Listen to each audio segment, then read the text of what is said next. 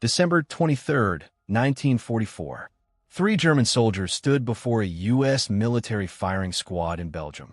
Sergeant Manfred Pernass, Second Lieutenant Günther Billing, and Private Wilhelm Schmidt, all about to be executed. But how did they end up here? Let's go back to the beginning. In December 1944, Nazi Germany launched its last major offensive on the Western Front, the Ardennes Offensive, also known as the Battle of the Bulge. It was a desperate attempt to split Allied forces and recapture Antwerp. But it wasn't just tanks and infantry that were sent in.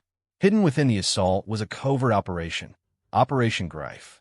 Operation Greif was designed to confuse and destabilize the Allied advance.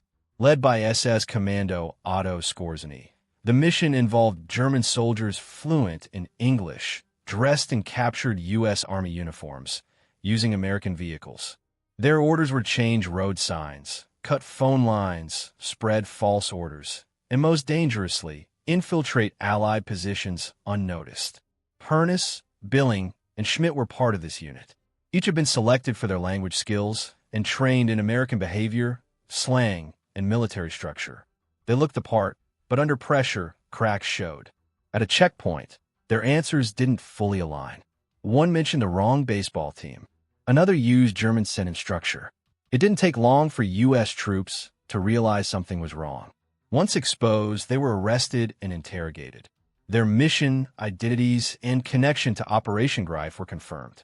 Under international law, specifically the Hague and Geneva Conventions, fighting an enemy uniform without clear identification is espionage. And in wartime, espionage carries one penalty: death. They were put on trial by a U.S. military commission. The proceedings were swift. The evidence was overwhelming. The three men admitted to their roles, but there was no room for mercy. The court sentenced them to be executed by firing squad.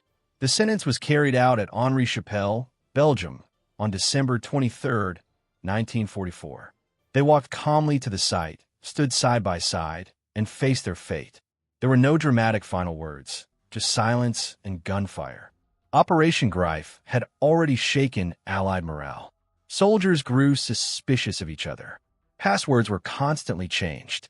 Even General Eisenhower increased his personal security, fearing a possible assassination attempt. The story of these three men is rarely told today. But in the chaos of war, they became symbols of how far deception could go and how firmly justice could respond. What do you think? Was this punishment justified?